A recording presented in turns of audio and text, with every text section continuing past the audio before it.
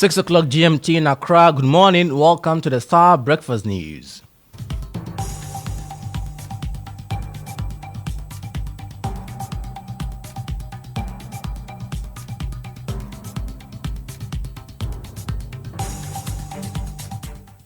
Coming up this morning, bureaucracy and lack of collaboration amongst agencies hindering speedy clearance of medical supplies at the ports.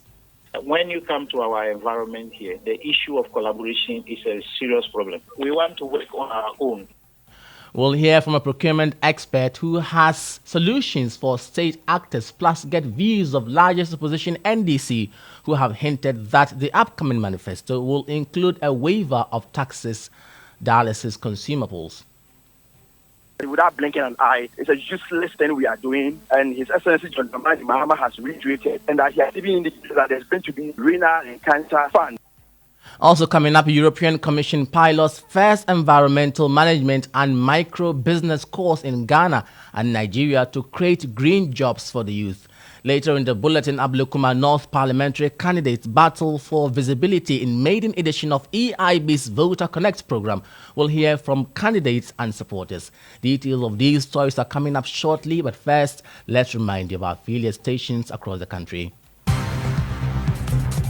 Star News is coming to you live on Ultimate 106.9 FM in Kumasi, Empire 102.7 FM in Takrady, Zeps 95.9 FM in Zebila, Nissim 100.1 FM in Lamshao, MyStar Radio in the USA. Also live on Facebook on Star 1035 FM and on starfm.com.gh around the world. This is Star 103.5 FM. Star News.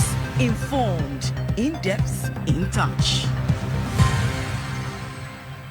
Many thanks to you for choosing Star News. I am Nurein Abass. We begin the bulletin this morning. Procurement expert Dr. John Boe has attributed the recurrent challenges in clearing medical supplies in the country to a lack of collaboration among state agencies. Despite the reopening of the Kolebu dialysis unit yesterday after a 3-week closure, renal patients in the country are skeptical over the hospital's ability to keep the unit fully operational. While the doubt stems from past experiences where the unit returned to long shutdowns after being opened briefly, Dr. John Boe says the issue of collaboration is almost non-existent amongst bodies in charge. When you come to our environment here, the issue of collaboration is a serious problem. We want to work on our own. Nobody wants to be under somebody, or I don't want to take instructions from somewhere else. But when in logistics, in supply chain, in procurement activity, you operate in that kind of silo environment, you will always have a problem like it happened over there. What I see is that over here, most often we fail to share information. I have my business, you have your business. I don't know whether I am quite skeptical or maybe afraid of you. Certain things that we need to share so that that flow will be there in the supply chain. We always have that problem where I try to hide something from you so that you don't know exactly what you are supposed to do. And so when it is your turn to do it, because you did not have enough information, then that can be that problem that Kolebu faced. You heard procurement expert Dr. John Boe. And the Renal Patient Association has, however, warned it may picket at the ports if such an issue recurs. Here is President Kojo Ahingra. For now, we would come down or we'll go back to our various homes, and we hope it continues the way they've started. That is what we are expecting. So for now, we are calling it off, and then we hope we don't hear no more consumables. Because when we hear it, next time they will not like what they will see. So today, we thank God, when we came, some people saw the place is open. So if it is open, then there's no need for us to pick it. So most of them have gone home. The rest, we are around just trying to engage the media and see the way forward. So we are calling it off. Secondly, government should look at the dialysis again. Even though they've done something about the National Health Insurance has done something. Children under 18 free, above 60 free. We in the middle, we are the taxpayers. We can work and pay tax. They should look at us. We beg them. That place, government should look at it for a second time again.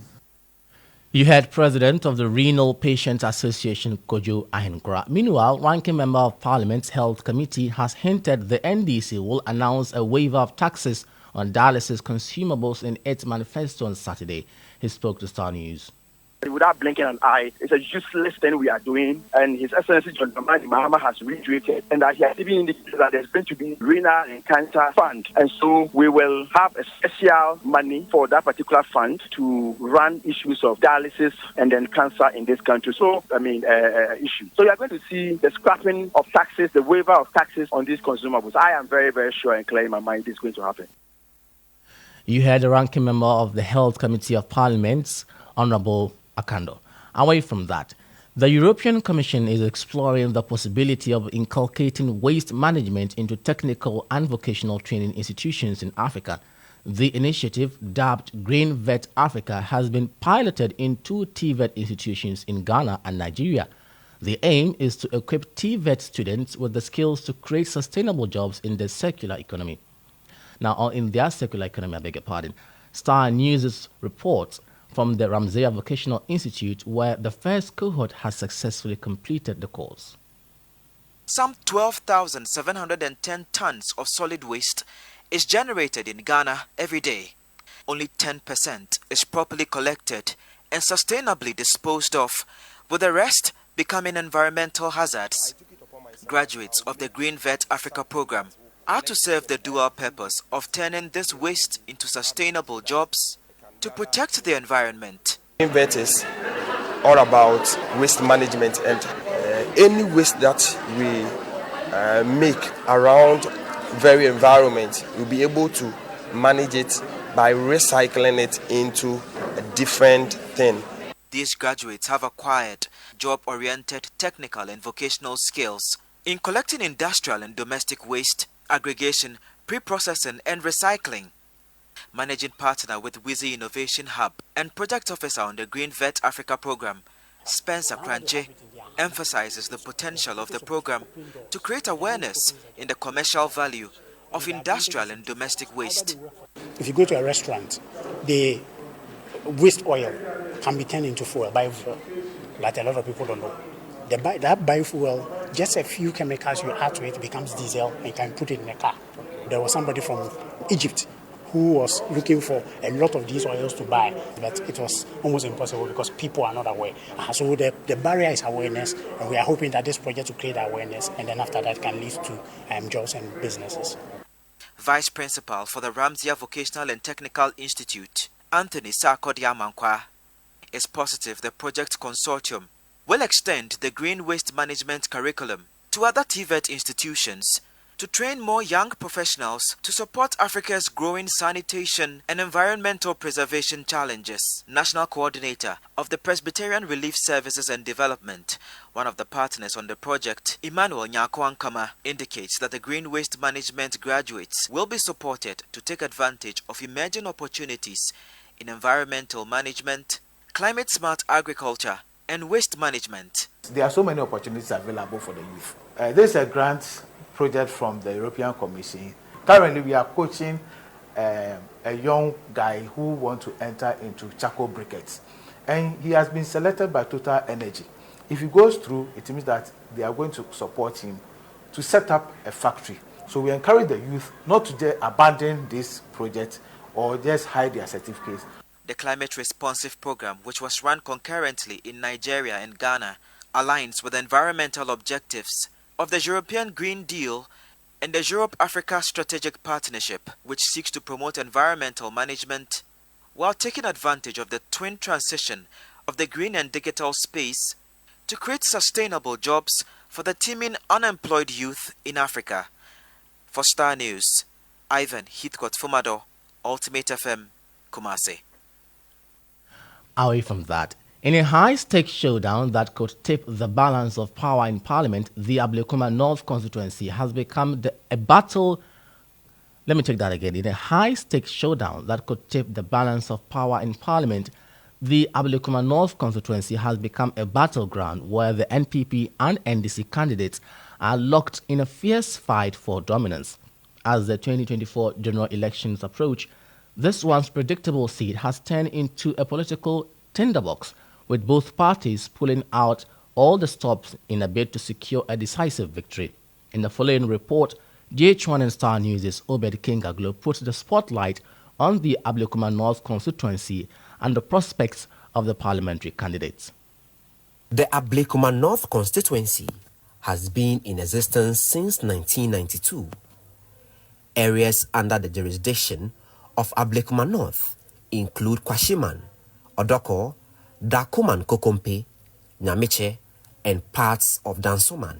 It has been a stronghold of the MPP since 1996. Kwame Abass has been the constituency's longest-serving MP until 2008, when Justice Joe Appiah took over from him and later defeated Ras Mubarak of the NDC in 2012. In 2016, Nana Ekuya Owusu-Efriye represented the MPP in Parliament, but subsequently lost to Sheila Battles, the daughter of Kwame Abass, during the MPP primaries for the 2020 parliamentary elections, and is currently the MP for the area. But here is the interesting twist of events. Nana Ekuya Owusu-Efriye, who lost to the incumbent MP Sheila Battles, has staged a strong comeback by beating Sheila Battles in the MPP primaries to be the parliamentary candidate for the 2024 elections.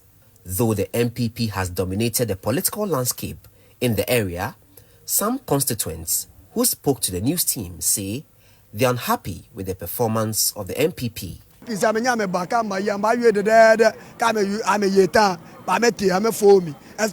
MPP. Some taxi drivers at the Kwashima taxi station in an interview served notice that they will not vote for the MPP this time round because they believe the MPP have taken constituents for granted. They cited poor roads and many other unfulfilled promises.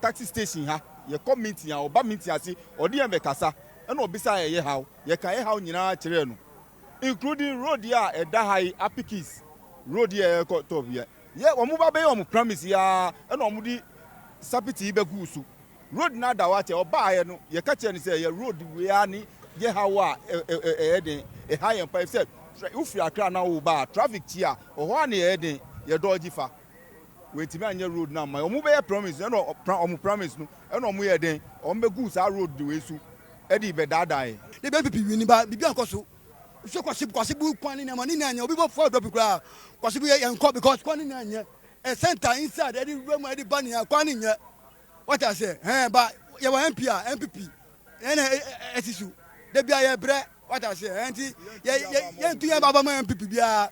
The parliamentary seats for the 2024 elections in the Ablekuma North constituency will be keenly contested by the MPP's Nana Ekuya Owusu-Efriye and the NDC's Irabna Obin, who are matching each other boot for boot with billboards scattered at vantage points in the constituency. In an interview with the NDC's parliamentary candidates, Irabna Obin called out the MPP for turning a blind eye to the plight of constituents and described their track record as abysmal. Cast your mind back years back, the constituency hasn't progressed or it hasn't improved. Nothing seems to be better. Ablekuma North constituency is a problematic one. Yes, the other party, that is the inconsiderate NPP, has been in power for nearly 30 years. Nothing works. Nothing works in this constituency. Look at our road networks. And so if MPP has been in power for nearly 30 years and we have nothing useful to boast about, then your guess should be as good as mine. Although the news team engaged the MPP parliamentary candidate for an interview, the attempt proved unsuccessful. With over 30,000 votes difference between the NDC and the MPP in the 2020 elections, can the NDC bridge this gap and possibly win the Ablekuma North seat for the first time? Well, 7 December is just around the corner. Reporting for GH1 News, Obed Kingaglo, Ablekuma North. Well, do well to tune in to Star FM and GH1 TV this morning, because we take you to the constituency where we shall have a debate between the two candidates. But on that note, we end the breakfast news this morning. For more news, log on to starfm.com.gh. I am Nurein Abass. Next is the sports team.